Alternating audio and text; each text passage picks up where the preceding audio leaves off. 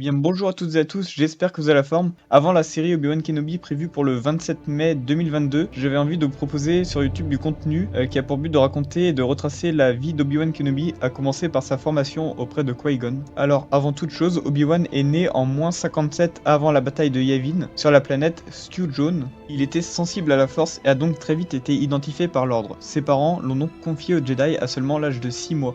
Oui, bien sûr, les Jedi ne recrutent pas de force les enfants, ce n'est pas comme l'enlèvement de Stormtroopers du premier ordre de l'Empire, mais si les parents sont d'accord, ils sont quand même envoyés au temple de Coruscant à un très bas âge, dans le but en fait de les protéger de toute influence néfaste et de la violence du monde extérieur. Obi-Wan avait parfois des visions dans ses rêves de ses parents et de celui qu'il croyait être son frère, Owen, mais il s'agissait en réalité de visions du futur montrant Owen Lars, le demi-frère d'Anakin. À la crèche, c'est comme ce qu'ils appellent l'endroit où sont gardés les très jeunes enfants destinés à devenir de chevaliers Jedi. Obi-Wan s'était fait une amie qui s'appelait Pri. Obi-Wan va suivre l'enfance traditionnelle des Jedi, c'est-à-dire la crèche puis la formation en tant que novice avec Yoda, jusqu'à être choisi par un maître. Ce maître, bien sûr, vous le connaissez, c'est Qui-Gon qui va le prendre comme apprenti en -45 avant la bataille de Yavin. Donc Obi-Wan était âgé de 12 ans à cette époque-là. Alors il faut savoir, c'est qu'au début ils avaient beaucoup de mal à s'entendre. Qui-Gon est très dissident et ne suit pas toujours les règles, il aime penser à sa manière, il est souvent en désaccord avec le conseil Jedi, alors qu'Obi-Wan lui est très traditionnel et suivait les règles par principe. Et surtout, il n'y avait pas de contact et de feeling entre les deux, ils avaient du mal à se comprendre quand ils étaient en mission et quand ils devaient agir dans l'urgence, au point même que Qui-Gon avait déjà songé à changer d'apprenti, parce qu'il se disait que ce serait plus bénéfique pour Obi-Wan d'avoir un meilleur maître et que pour lui d'avoir un meilleur apprenti. Ça fait bizarre, n'empêche, de se dire ça, de se dire que leur relation a commencé à partir de là, alors que quand on les voit dans le film, ils ont l'air de vraiment bien s'entendre et forment un très bon duo. Obi-Wan et Qui-Gon vont par la suite être chargés de protéger la duchesse de Mandalore, Satine Kryze.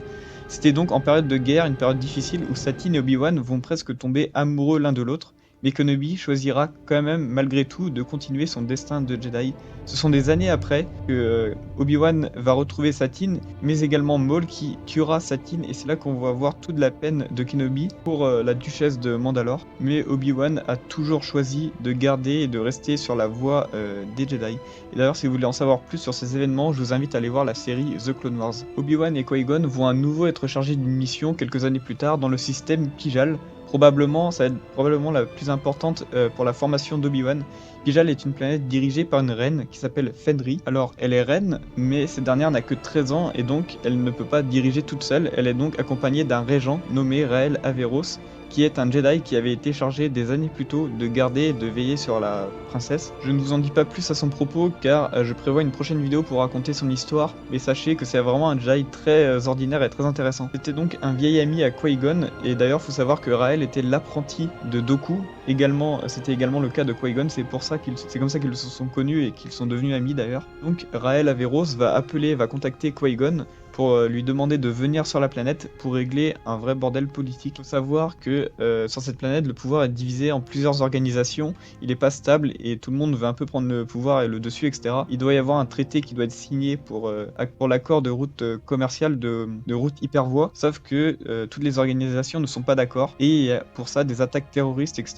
Donc c'est pour ça que Obi-Wan et Qui-Gon ont été envoyés sur cette planète, c'est pour régler et pour rétablir l'ordre. Et c'est vraiment dans cette mission où les deux personnages vont être poussés dans leur dernier retranchement et où ils vont finalement apprendre à s'entendre et à former un meilleur duo et devenir de véritables maîtres et apprentis. Qui-Gon, juste avant cette mission, avait d'ailleurs été invité à rejoindre le Conseil Jedi, mais ce dernier va finalement refuser après la mission parce qu'il était presque jamais en accord avec le Conseil, avec la manière d'agir et la manière de penser. Selon lui, les Jedi s'étaient éloignés de la force vivante et il voulait aussi rester le plus possible aux côtés d'Obi-Wan pour finir sa formation maintenant que leur relation s'était améliorée. Il faut aussi savoir que refuser une place au conseil était quelque chose d'exceptionnel et de presque jamais vu à cette époque, parce qu'être invité à siéger et diriger plus de 10 000 Jedi, grossièrement c'est ça, siéger au conseil, c'était un véritable honneur, mais Qui-Gon, lui, avait refusé malgré tout. Ça montre à quel point c'était vraiment un dissident, entre guillemets, qui était vraiment différent des autres Jedi, notamment dans sa manière de penser. Qui-Gon, pour moi, c'est vraiment le Jedi qui a sa propre philosophie et qui n'est pas justement aveuglé par l'idéologie